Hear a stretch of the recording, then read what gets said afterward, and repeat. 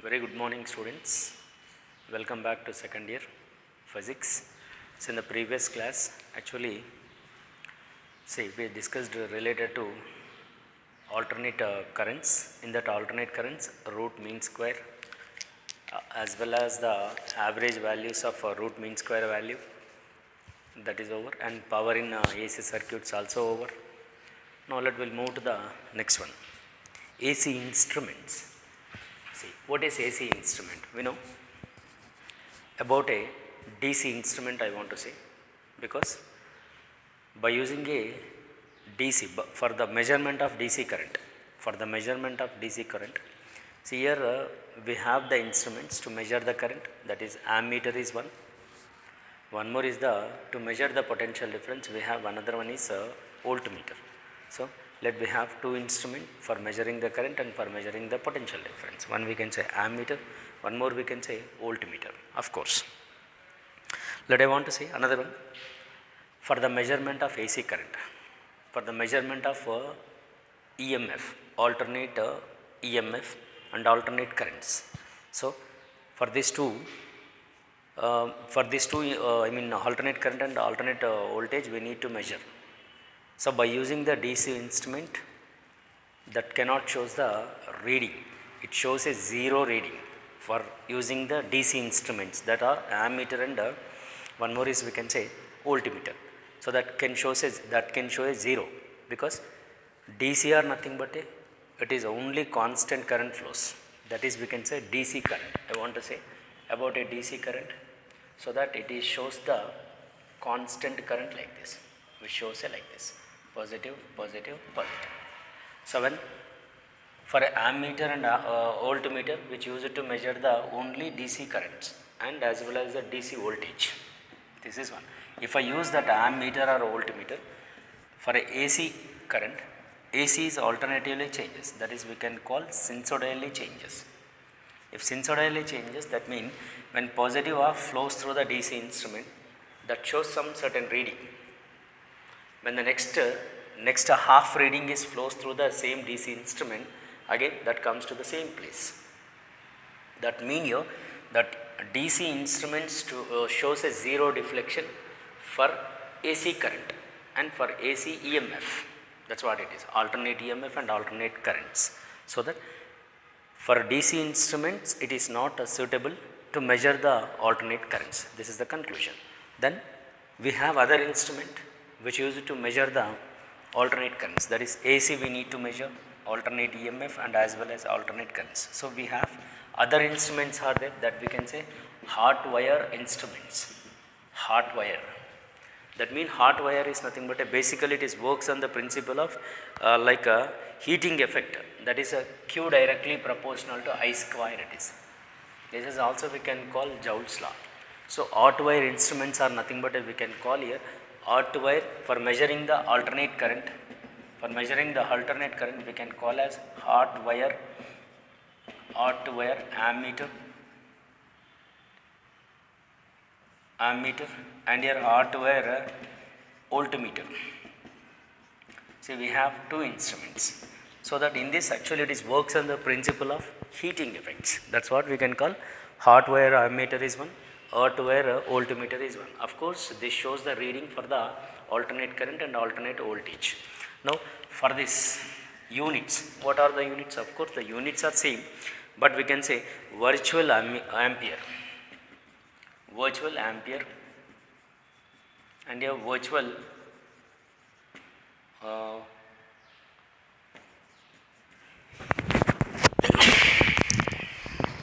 right.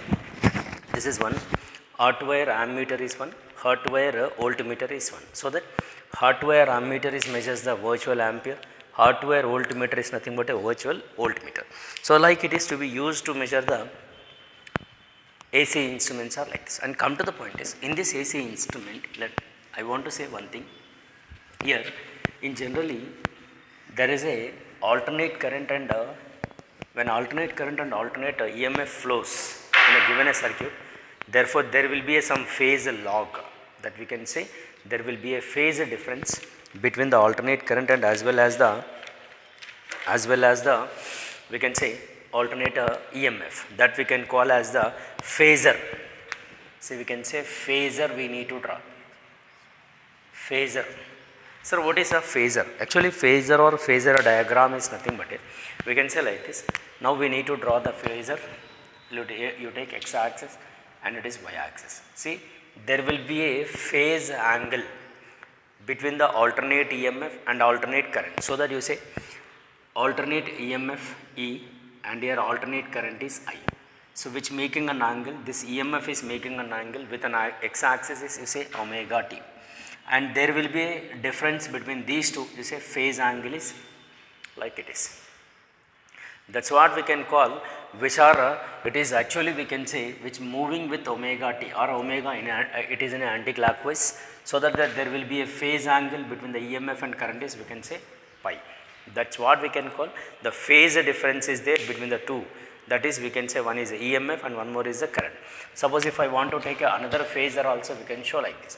Suppose if I take a E here and there will be a current is I. Yes, of course there is a phase angle we can say like this. So this is about what we can say. There is a phase angle between the EMF and the current is we can say phase angle is pi.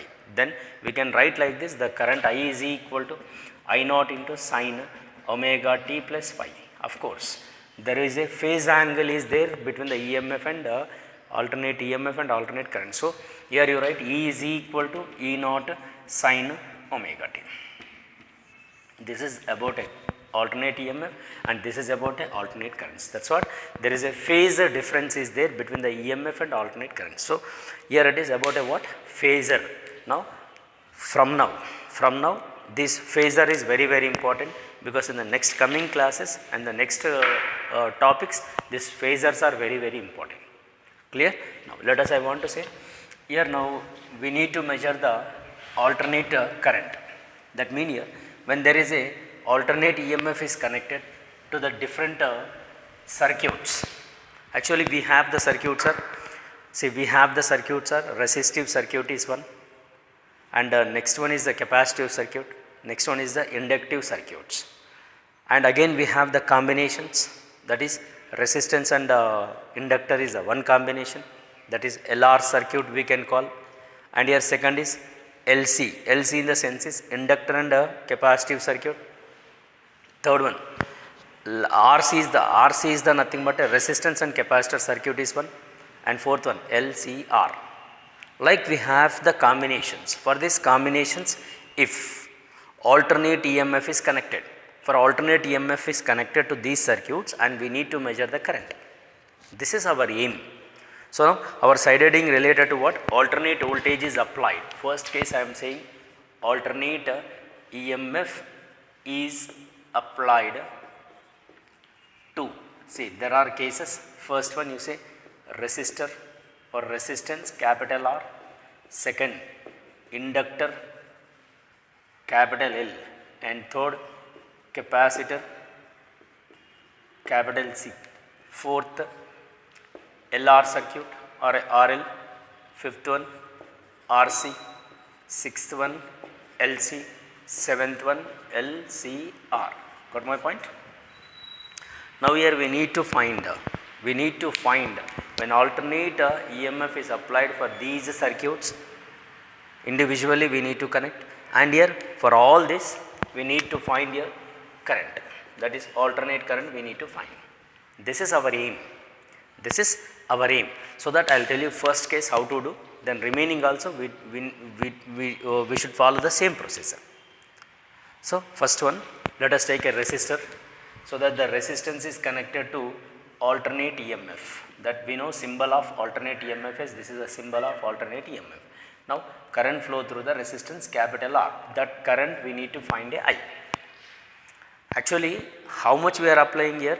Alternate EMF is E is equal to E naught sin omega t. This is the actually applied EMF. This is applied to the resistor capital R. Now we need to find a I. But we know there is a Ohm's law. According to the Ohm's law, you write like this, that is I is equal to, we can write a ER, right? We can write a I is equal to, it is a we can say I is equal to ER, or we can say E is equal to I by R. That is V is equal to, I mean to say we wrote here wrong. Extremely sorry it is. V is equal to IR, no? Right. Or E is equal to, we can also say I into R. Now we need to find this one, no? Better you say equation 1 and equation 2. Now actually IR is equal to 1 and 2. IR is equal to E naught sin omega t, and I is equal to E naught by capital R into sin omega t. Of course E is equal to IR, no? But here E naught by R is there, no? Then E naught by R, what we can write here? From here E naught by R is nothing but a, we can say I naught. I naught is nothing but a maximum current. So now I is equal to I naught sin omega t. This is the alternate current. Look at alternate current, because alternate EMF is actually sent into the resistor, or alternate EMF flows through the resistor. Therefore alternate current will be I is equal to I naught sin omega t.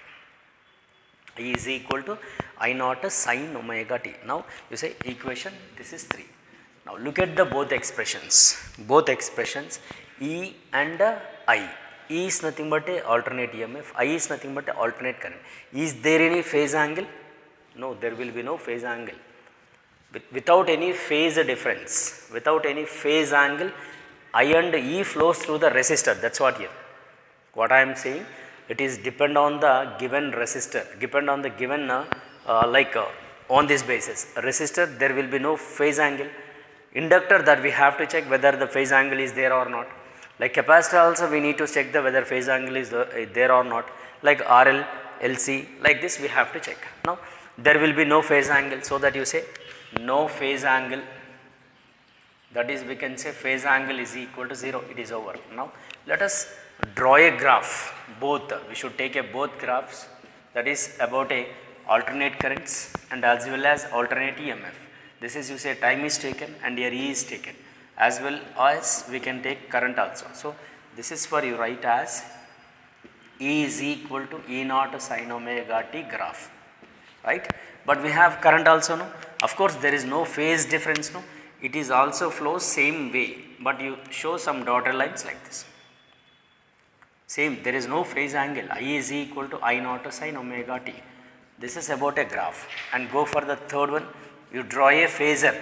Phasor in the sense that we have to show the phase angle. Of course both will be flows in the same direction. I and E are in the same direction because there is no phase angle. Both will be the flow. This is the about a phasor. Is it clear now? So now after this, fourth one, we need to find a power also. In this power, we have power factor, of course, then after power instantaneous, and after that average power. First you tell me power factor. Power factor is equal to cos pi, right? So cos pi value is how much is there here? 0. So cos 0 is equal to 1. Power factor is 1. And next one is power instantaneous. Of course we know INST, right? That is I naught, E naught, sin omega t and sin omega t plus pi. Are you remember? Power instantaneous. See, these factors we need to find. And here phase angle is given as 0, no? Therefore power instantaneous is equal to I naught, E naught, sin omega t and sin omega t, because phase angle is 0 here. So power instantaneous is equal to I naught, E naught, sin square omega t. This is about a power instantaneous. And in the same way we need to get a last one, it is the average power. Of course we know average power is, power average is equal to ERMS, IRMS cos pi. So here power average is equal to ERMS and IRMS cos 0. Then cos 0 is nothing but a 1. Therefore ERMS, IRMS, it is average power. Or else ERMS is nothing but a E naught by root 2. IRMS is nothing but a I naught by root 2. We can also take like this. Or else we can say IRMS is equal to, from here, IRMS is equal to ERMS by R. So average power is equal to, we can also write here, E square RMS by power R. Yes, it is. So here for each and every circuit, once again I am telling you, for each and every circuit we need to get these the values. First of all we need to find a I. After finding the I, we should say how much is the phase angle is there for that given circuit. Then after that graph we need to draw. Then after that phasor. Then after that power. In that power factor, power instantaneous, average power. So like this way we need to get all the values for all each and every circuit. This is for what it is, about a resistive circuit. Now let us, I want to say about a inductive circuit. Like that we should go for the capacitive circuit like RL circuit, RC circuit, LC circuit, LCR circuit. Now let us, I want to say about a inductive circuit.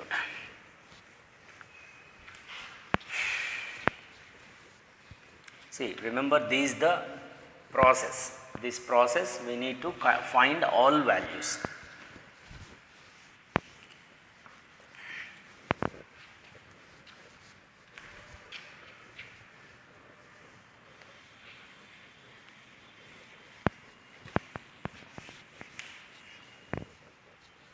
Right here. So the first one is over. Then go for the now inductor you take. Second case you say inductor.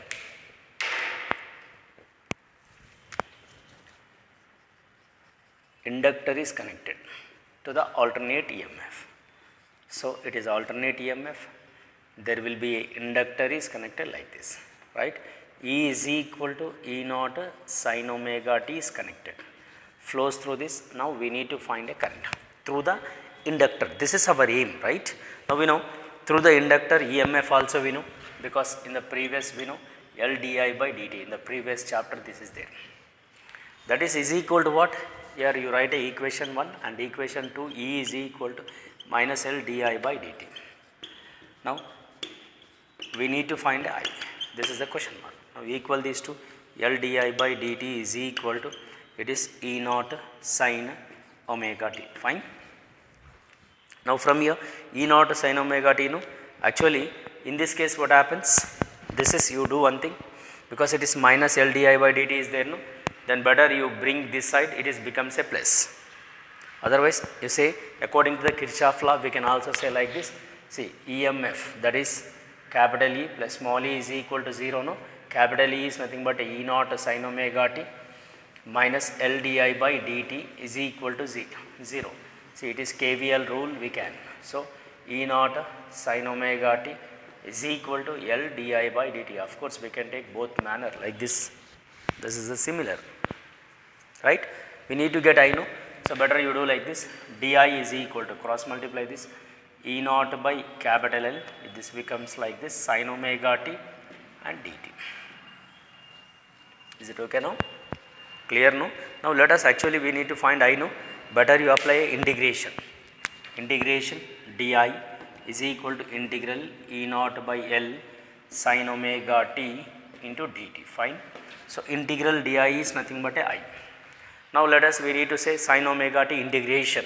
So already I told you in the last classes, integral sin omega t into dt, right? So that I is equal to E naught by L into minus cos omega t by omega is the integration it is. Clear? Now let us, I is equal to E naught by L omega, it is minus cos omega t. We can take like this. So this is actually I is equal to, see, if I is in the form of a cos, no, if it is cos is nothing but there is a phase angle is there.